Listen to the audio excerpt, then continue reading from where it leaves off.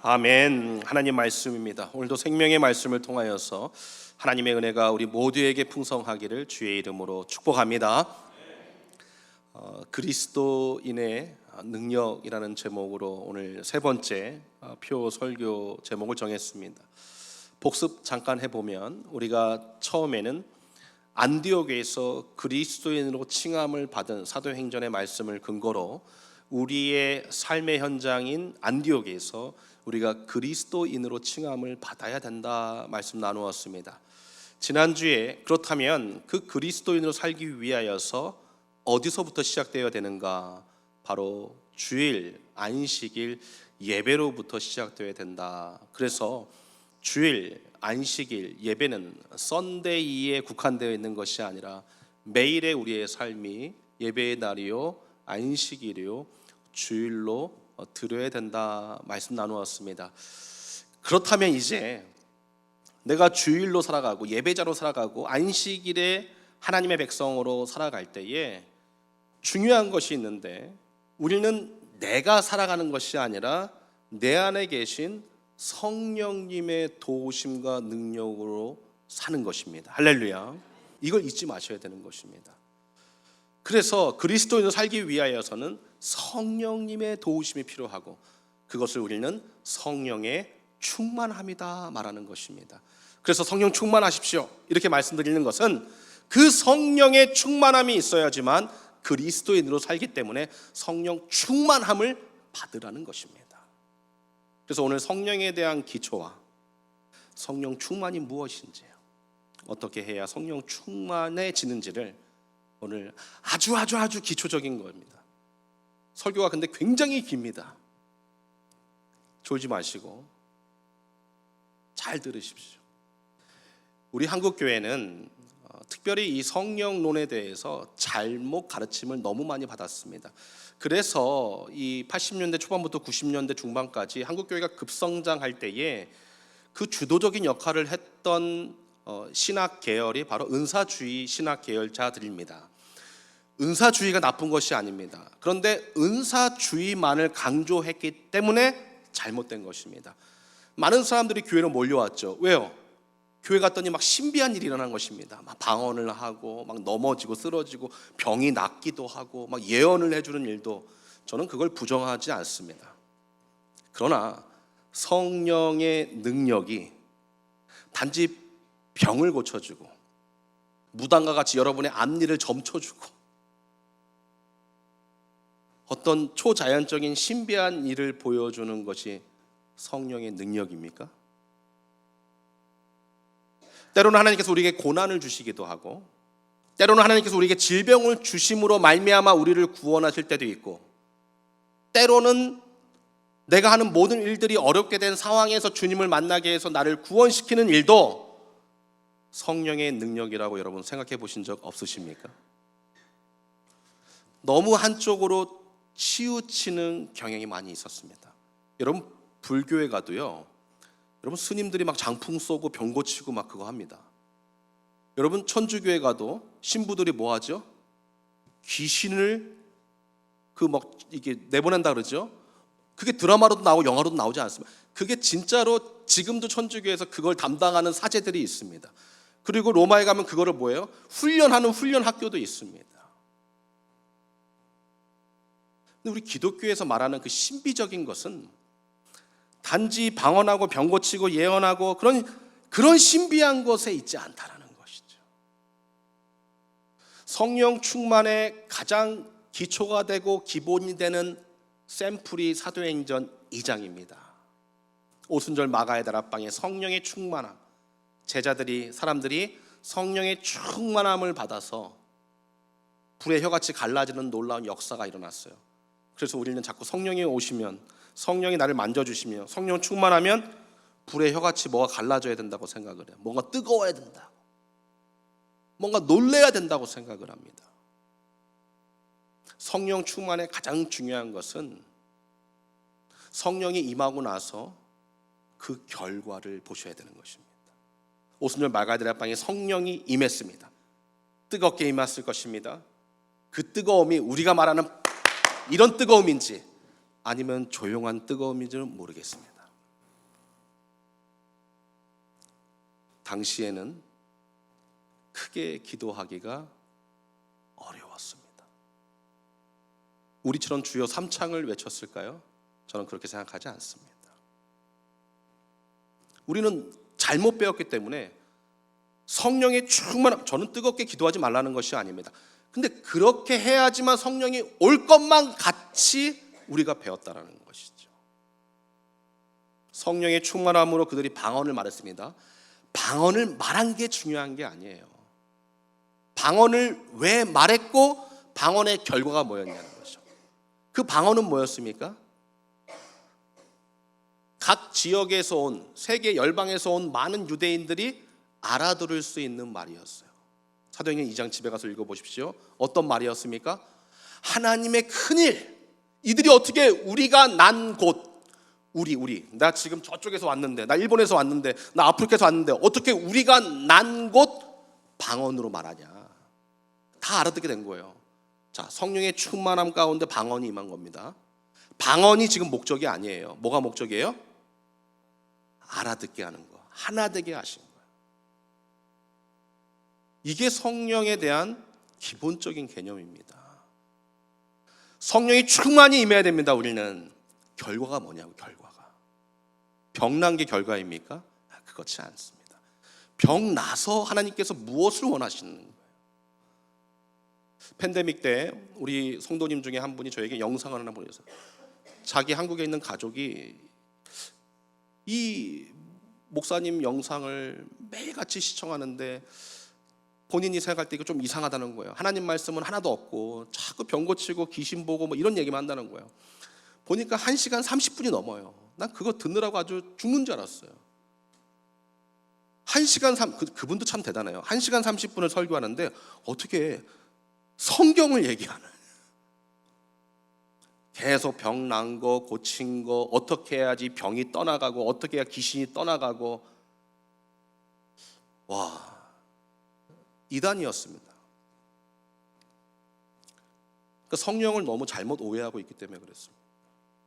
우리는 너무 보이는 은사, 초자연적인 은사, 여러분 요즘에는 왜 성령의 역사가 그렇게 눈에 보이는 그런 놀라운 안진뱅이가 일어나고 병든 자가 고침받는 이런 은사가 또 사역들이 일어나지 않습니까? 여러분 선교지에서는 일어나고 있습니다. 저 시골 같은 데는 지금도 일어납니다. 이걸 잘 이해하셔야 됩니다. 사도시대 때, 사도행전 시대 때는 아직 말씀이 나오지 않았습니다. 증거가 필요해서, 증거가. 예수님 당시도 마찬가지죠. 그래서 복음을 전하고 하나님의 아들임을 증명하기 위한 증거의 수단으로 병고침과 은사들이 부수적으로 따라오게 된 것입니다. 그러나 이제 하나님의 말씀이 완성이 되고 이젠 더 이상 그런 초자연적인 일이 필요하지 않게 되었던 것이죠. 저는 멈췄다고 생각하지 않습니다. 어떤 분들은 은사주의는 이제 끝났다, 사도시대 때로 이제 끝났다고 하지만 저는 그렇게 생각하지 않습니다. 지금도 우리는 기도해야 되고 그러한 놀라운 일이 일어날 수 있다라는 것이죠. 근데 우리는 이렇게 생각하는 거죠. 여기에 일어난 것 그대로만 일어나기를 원하는 거예요. 그대로뿐만 아니라 이따 살펴보겠지만 예수님께서는 자기보다 우리가 더 큰 일을 할 수 있다고 말씀해 주셨어요. 그 하나를 알려주면 열을 깨달아야 되는데 우리는 그냥 그 하나만 붙잡고 있는 경우가 너무 많다라는 것이죠. 과거에는 성령에 대한 찬양은 막 박수 빨리 치고 불같은 성령 막 내려와야 되고 막 이런 찬양을 많이 했습니다. 근데 요즘엔 성령님에 대한 찬양 어떤 찬양이 많아요? 따스한 성령님, 고요하게 찾아오시는 성령님, 내 삶에 변화를 주시는 성령님, 주의 말씀을 읽을 때 깨닫게 하시는 성령님. 이게 왜 이렇게 바뀌었겠습니까? 이제 성경을 제대로 보게 되는 것이죠. 성령의 충만한 결과와 그 목적이 뭔지를 이제는 단지 병 고쳐주고 귀신 떠나가게 해주고 정신병자가 고침받고 도저히 의학적으로는 해결되지 않는 것을 고침받는 것으로 국한시키고 끝나는 것이 아니라 그보다 더 깊은 말씀을 기초로 한 성령의 능력과 충만함을 이제는 알게 되었던 것이죠. 감사한 일이죠. 그걸 좀 정리하자는 것입니다. 여러분, 성령님은 누구이십니까? 우리가 성령님이라는 이 주제를 생각할 때는 꼭 기억하셔야 돼요. 한번 따라하시죠. 삼위일체. 예, 하나님이 창조하시고 계획하셨습니다. 그렇죠? 그리고 하나님께서 예수 그리스도를 보내셔서 성취하시죠. 구원을 이루십니다. 그렇죠? 네. 근데 예수님께서 이제 승천하시잖아요. 오늘 말씀과 같이 내가 또 다른 보혜사를 너희에게, 성령을 보내주겠다. 그래서 이제는 예수님이 이제 하늘로 올라가시고 성령께서 우리 안에 내주하시면서 역사, 저거는 이제 히스토리가 아니고 워크, 예, 역사해 주신 것입니다. 일하시는 것입니다. 우리 안에서. 그래서 하나님은 이런 일, 예수님은 저런 일, 성령님은 이런 일, 이렇게 구분하면 안 됩니다. 삼위일체의 기본적인 교리는 무엇이냐면 하나님의 사역이 있고 예수님의 사역이 있고 성령님의 사역이 구분되어 보이지만 절대 구분될 수 없고, 절대 구분될 수 없고, 절대 섞일 수 없지만 한 분이시다. 이거는 절대 이해 못하죠. 예, 저도 이거 그냥 애운 겁니다. 책에 나와 있는 거.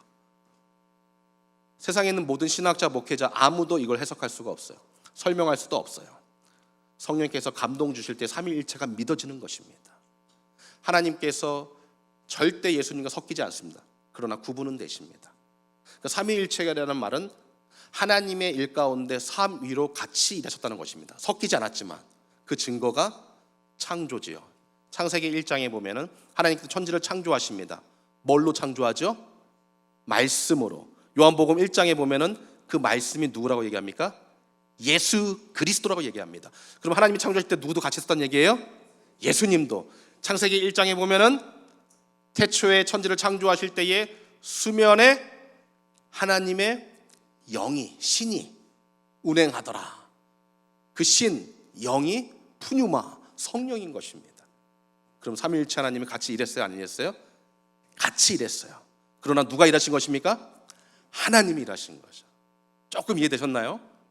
그러므로 우리가 성령님 이야기할 때 하나님, 예수님을 같이 삼위일체로 생각해야 되는 것입니다. 하나님 생각할 때도 예수님, 성령님 삼위일체로 생각해야 되는 것입니다. 예수님 생각할 때도 하나님, 성령님 삼위일체로 생각해야 되는 것이죠. 자, 성령님은 누구이신가? 오늘 본문에 봤더니 10절, 11절, 12절 말씀 보면, 10절 말씀 보면 나는 아버지 안에 있고 아버지는 내 안에 계신 것을 내가 믿지 아니하냐. 내가 너에게 이르는 말이 스스로 하는 것이 아니라 아버지께서 내 안에 계셔 그의 일을 하시는 것이라. 그러니까 예수님은 하나님의 일을 하신 것이고 예수님이 하신 일은 곧 하나님이 원하시고 또 허락하신 일이라는 거죠. 11절 내가 아버지 안에 있고 아버지께서 내 안에 계심을 믿으라. 그렇지 못하겠거든 행하는 그 일을 인하여 나를 믿으라. 계속해서 그 일을 강조합니다. 12절 내가 진실로 진실로 너희에게 이르노니 나를 믿는 자는 나의 하는 일을 저도 할 것이요 또한 이보다 큰 것도 하리니 이는 내가 아버지께로 감이니라. 예수님께서 아버지께로 감으로 말미암아 이제 또 다른 보혜사가 오시는데 그 보혜사가 그의 일을 이어서 하게 되는 것이죠. 성령님은 누구이신가? 병고쳐 주십니다. 우리를 인도해 주십니다. 가장 첫 번째 성령께서 하시는 일은 하나님의 일을 하시는 것입니다. 할렐루야. 그 성령 충만하십니까? 하나님의 일을 해야 될 줄 믿습니다. 두 번째 성령님은 누구이신가? 오늘 말씀해 봤더니 진리의 영이다. 우리 17절 말씀. 저는 진리의 영이라 세상은 능히 저를 받지 못하나니 이는 저를 보지도 못하고 알지도 못함이라 말씀하고 있습니다. 여러분, 저는 진리의 영이다. 이 진리가 무엇을 상징하는 것입니까? 예수님께서 그런 말씀하셨죠. 내가 곧 길이요 진리요 생명이니 나로 말미암지 않고는 아버지께로 올 자가 없다. 할렐루야. 그럼 진리는 누구를 말씀하고 있는 거예요? 예수님. 그 예수님은 자신을 어떻게 드러내주고 계십니까? 지금 보이지 않는데 뭘 통하여서? 말씀을 통하여서. 성령님은 누구이십니까? 말씀의 영인 것, 예수님의 영인 것입니다. 이걸 잊지 마셔야 돼요. 또 성령님은 누구이신가? 26절 말씀 우리가 읽지 않았지만 26절 보혜사 곧 아버지께서 내 이름으로 보내실 성령 그가 너희에게 모든 것을 가르치시고 내가 너희에게 말한 모든 것을 생각나게 하시리라.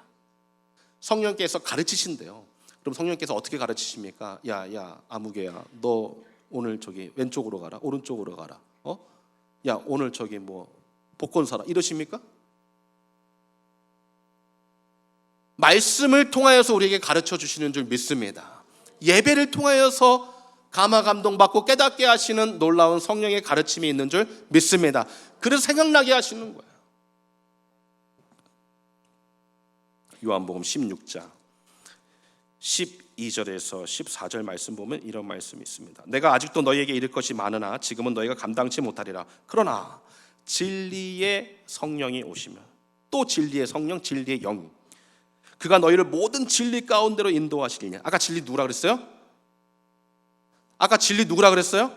예수님 가운데로 인도하신다는 거예요. 그가 자의로 말하지 않고 오직 듣는 것을 말하시며 장래일을 너희에게 알리시리라. 그러니까 삼위일체 하나님께서 우리를 예수님 가운데로 인도하시는 거예요. 성령이 오시면, 성령이 충만하면. 그런데 우리는 성령이 오시면 자꾸 이 보이는 외적인 신비한 체험을 배웠고 봤기 때문에 거기에 너무 집중되어 있는 경향이 있어요. 다시 말하지만 제가 그거를 무시하거나 인정하지 않는 것이 아닙니다. 그것보다 더 큰 성령 충만과 성령의 능력을 보여주고 있다는 것이죠. 그래서 우리는 성령의 은사를 생각해 봐야 됩니다. 그래서 우리는 막 은사 받기를 원해요. 은사 받기를 원해. 그래가지고 막 어느 기도원 가면 은사 받는데, 어느 기도원 가면 방언 받는데, 어느 목사님은 자기가 방언 전문가래요. 성경에 그런 얘기는 없어요. 저는 제가 직접 가보고 저도 해봤으니까 여기 무릎 꿇고 막 랄랄라 저 1시간 동안 막 해보고 막 그랬어요. 방언 안 터지더라고요. 저도 방언을 할 줄 알지만 저는 제 혼자 기도할 때 방언이 터졌어요. 여러분, 은사는 영어로 뭐라 그러죠? 영어로 기프트. 끝났죠? 은사는 영어로 뭐라고요? 기프트. 기프트를 우리는 한국말로 뭐라고 번역하죠? 선물. 설명 안 해도 되겠죠? 선물 주세요 한다고 주나? 주는 사람 마음이죠. 눈 크게 뜨시고 도대체 은사를 성경에서 뭐라고 우리는 고린도전서 12장 은사만 생각하고 있어요. 그것만 목사님들이 강조했어요. 그것만 가르친 거예요. 그것만 배웠기 때문에. 그러니까 성경을 얼마나 안 읽었으면 풍성한 은사에 대한 부분을 한 번도 성경에서 찾지도 못하고 설교 때 사용도 못한다는 것이죠. 고린도전서 7장 1절에서부터 9절 1절에서부터 9절 따라오십시오. 너희의 쓴 말에 대하여는 남자가 여자를 가까이 아니함이 좋으나 음행의 연고로 남자마다 자기 아내를 두고 여자마다 자기 남편을 두라. 남편은 그 아내에게 대한 의무를 다하고 아내도 그 남편에게 그렇게 할지라. 아내가 자기 몸을 주장하지 못하고 오직 그 남편이 하며 남편도 이와 같이 자기 몸을 주장하지 못하고 오직 그 아내가 하나니 서로 분방하지 말라. 다만 기도할 틈을 얻기 위하여 합의상 얼마 동안은 하되 다시 합하라. 이는 너희의 절제 못함을 인하여 사단으로 너희를 시험하지 못하게 하려 함이라. 그러나 내가 이 말을 함은 권도요 권면이라는 것입니다. 명령은 아니라. 나는 모든 사람이 나와 같기를 원하노라. 그러나 다 같이 읽습니다. 시작. 각각 하나님께 받은 자기의 은사가 있으니 하나는 이러하고 하나는 저러하니라. 아멘. 바울이 결혼을 했다고 주장하는 분들이 있고 결혼을 하지 않았다고 주장하는 분들이 있습니다. 결혼을 하지 않았다고 주장하는 분들은 바로 이 본문 때문에 그렇죠. 저는 결혼을 했다고 보는 사람 중에 한 사람입니다. 여기서 지금 바울은 지금 고린도전서 쓸 때가 에베소 지역에 있었을 텐데 그때 바울이 가족과 떨어져서 혼자 있었기 때문에 아마 그렇게 썼지 않았을까 저는 그렇게 생각합니다. 뭐 그거는 그렇게 중요하지는 않은 것 같아요. 근데 지금 바울이 7절에서 뭐라고 말해요? 하나님께 받은 자기의 은사가 있대요. 근데 그 은사 중에 하나가 뭐냐면 하나는 이러하고 하나는 저러한다. 그러면 이 하나는 이러하고 하나는 저러하는 뭘 말하는 거야 지금? 결혼을 하든지 싱글로 독신으로 있든지 이것도 뭐라고요? 기프트, 은사요, 선물이다. 이해되십니까? 제가 한 말 아니죠. 성경이 말씀하고 있는 것입니다. 로마서 6장 23절 6장 23절 다 같이 읽습니다. 시작. 죄의 삭은 사망이요 하나님의 은사는 그리스도 예수 우리 주 안에 있는 영생이니라. 아멘. 영생이 무엇입니까? 구원, 우리가 받은 새로운 생명. 그게 뭐라고요? 은사. 여러분 다 은사 받은 줄 믿으시기를 주의 이름으로 축복합니다. 오늘 집에 가서 나 은사 받았어. 나 은사자야. 건들지 마. 우리 다 은사 받았어요. 고린도전서 12장 27절 31절. 이제 이 고린도전서 12장이 우리 한국교회의 이 성령론에 대해서 오해를 만든 장이기도 하죠. 그런데 이 12장과 13장을 떨어져서 설교하면 안 되는 것입니다. 자, 12장 27절. 너희는 그리스도의 몸이요 지체의 각 부분이라. 하나님이 교회 중에 몇을 세우셨으니 첫째는 사도요, 둘째는 선지자요, 셋째는 교사요, 그 다음은 능력이요, 그 다음은 병 고치는 은사와 서로 돕는 것과 다스리는 것과 각종 방언을 하는 것이라. 이런 은사들이 교회에 있다는 것입니다. 우리 인정합니다. 29절. 다 사도겠느냐? 다 선지자겠느냐?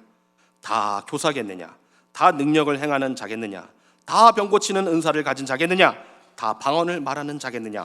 다 통역하는 자겠느냐? 다 같이 읽습니다. 31절 시작. 너희는 더욱 큰 은사를 사모하라. 내가 또한 제일 좋은 길을 너희에게 보이리라. 아멘. 그리고 나서 13장 1절. 내가 사람의 방언과 천사의 말을 할지라도 사랑이 없으면 소리나는 구리와 울리는 꽹과리가 된다. 13장은 사랑장, 사랑의 은사장이라고 불리웁니다. 그런 좀 믿음, 소망, 사랑 이 세 가지는 항상 있을지언데 그 중에 제일은 뭐라고요?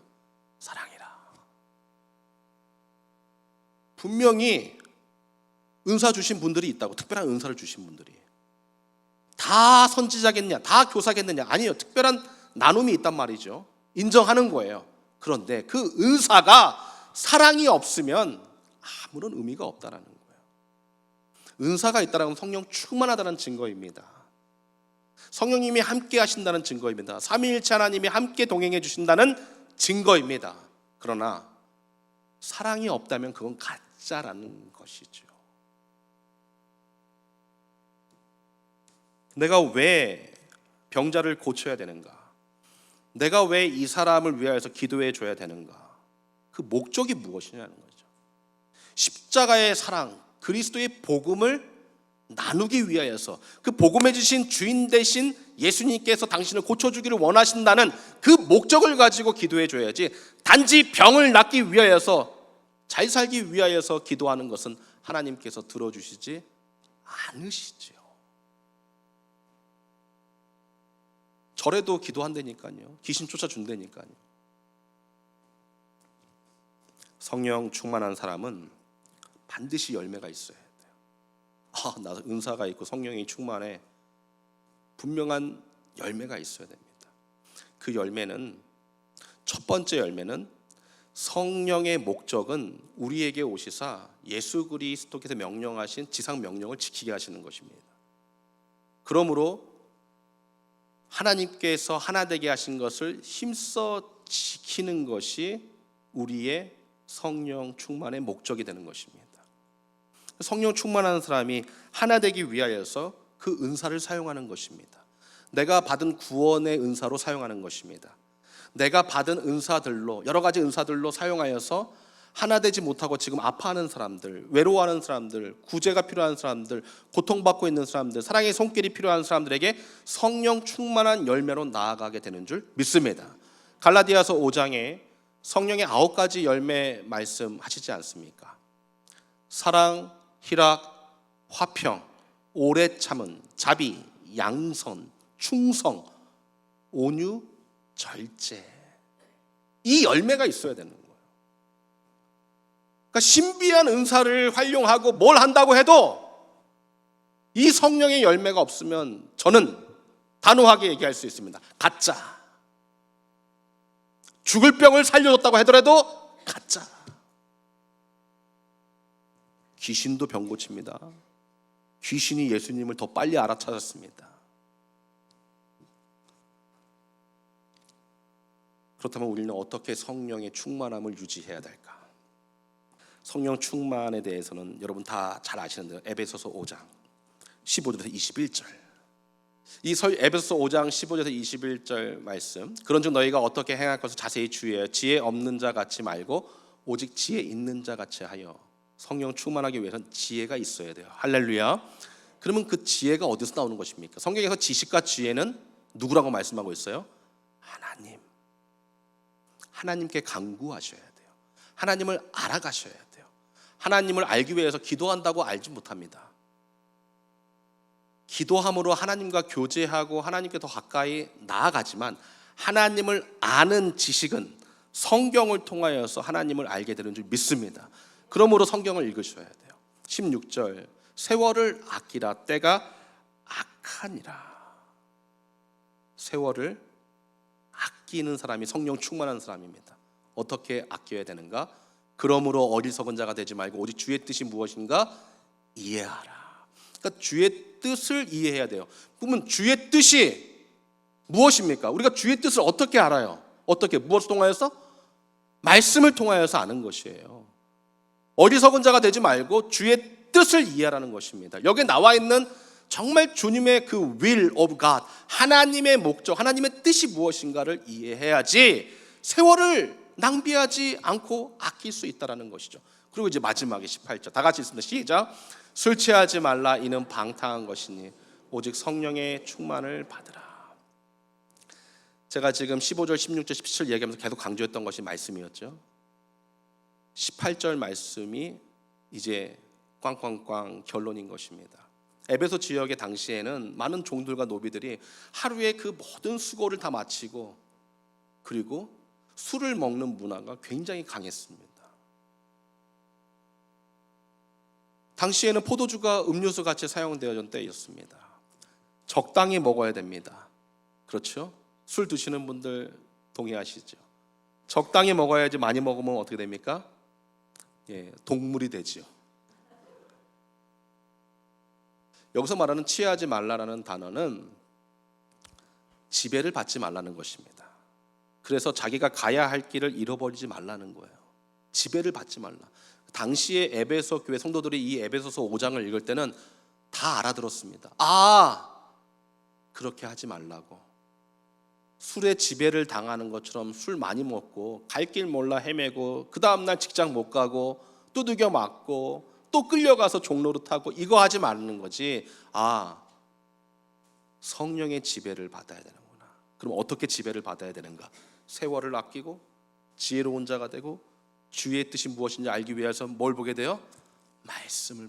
이 성령 충만을 이루라는 것입니다. 할렐루야. 성령에 대한 기본적인 기초가 다져졌습니까? 다른 데 미혹되지 마십시오. 성령님은 뜨겁게 찾아오실 수도 있고 조용히 찾아오실 수도 있고 우리의 위로자요, 우리의 창조자요, 우리의 도울 자로 삼위일체로 우리와 함께 동행해 주시는 줄 믿습니다. 이러고 설교를 마치려고 했는데 도대체 성령 충만한 샘플을 하나 보여드리고 싶은 거예요. 저는 그 양을 얘기하고 싶지 않아요. 그걸 카운트해서 얘기하고 싶지 않습니다. 성령의 열매는 분명히 있어야 되는 것입니다. 작은 열매일 수도 있고 큰 열매일 수도 있어요. 눈에 보일 수도 있고 아닐 수도 있어요. 하나 되게 하신 것을 힘써 지켜야 되는 것입니다. 내 가족이 지금 하나 되지 못하고 있습니까? 왜? 병 때문에 돌봐주십시오. 정신적인 어려움으로 위로해 주십시오. 내가 할 수 있는 최선을 다하여서 그 사람을 도와주는 것이 성령 충만한 열매가 되는 줄 믿습니다. 그때 성령께서 도와주시는 거예요. 그래서 성령께서 여러분에게 오셔서 도움을 주시는 거예요. 또 하나의 모델은 제가 누구인지는 모르지만 아마 이 이야기를 들으시는 분들은 나 성령 충만한 사람이구나 확인이 되실 것입니다. 우리 교회에 아침 8시 반에 중국 인들교회 애광교회가 중고등부실에서 예배를 드리죠. 우리 이갈렘 목사님이 작년에 개척해서 지금 그래도 꽤 많은 분들이 모여서 아침에 중국 분들이 모여서 예배를 드립니다. 개척하는 게 얼마나 힘들겠어요.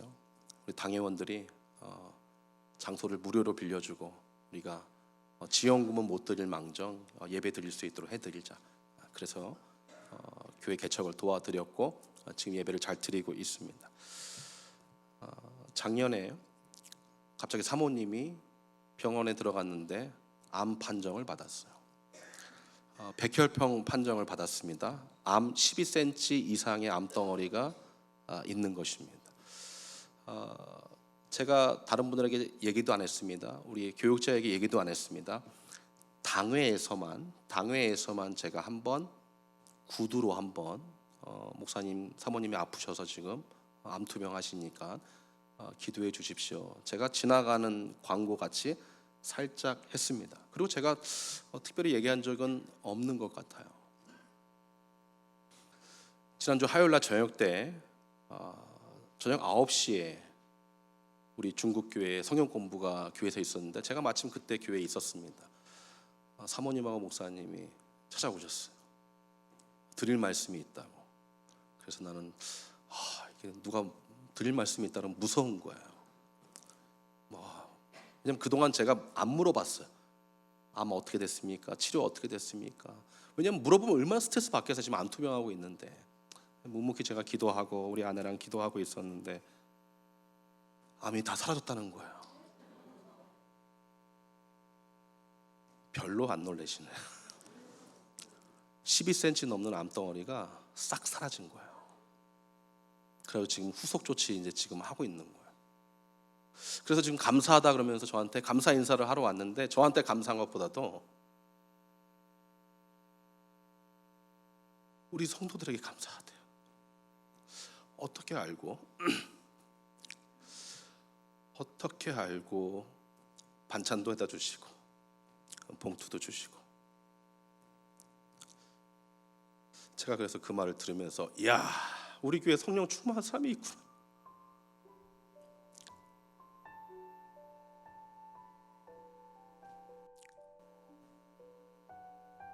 하나님이 기뻐하시는 우리 뉴욕 중심 교회구나. 어떻게 소식을 알고 오고 가면서 인사했겠죠. 오고 가면서 나누었겠죠. 사모님의 모습이 이상해지고 목사님의 얼굴이 이상해지면 안부를 물었겠지 않겠습니까? 또 알게 됐겠죠. 어떻게. 그런데도 그 밤에 찾아가고 어떻게 주소를 알고 전화를 알고 해서 우리 교회 성령 충만한 성도들이 모두겠지만 그 중에 또 이렇게 잘 섬기시는 분들이 있고. 제가 누군지 몰라. 우리 목사님 나한테 누군지 얘기도 안 해주시고 본인도 모른대요. 제가 그분들로 인하여서 참 감사했습니다. 성령이 오시면 그러한 열매가 나타나는 줄 믿습니다. 우리도 좀 그렇게 아름다운 열매가 좀 맺혀졌으면 좋겠습니다. 여러분, 저도 짧은 인생이지만 내일 모레 벌써 인생의 절반을 살 나이가 다 돼가더라고요. 이제 곧 죽습니다. 우리 그 전에 주님이 기뻐하시는 아름다운 그리스도인의 삶으로 성령 충만한 아름다운 모델들 될 수 있기를 주의 이름으로 축복합니다.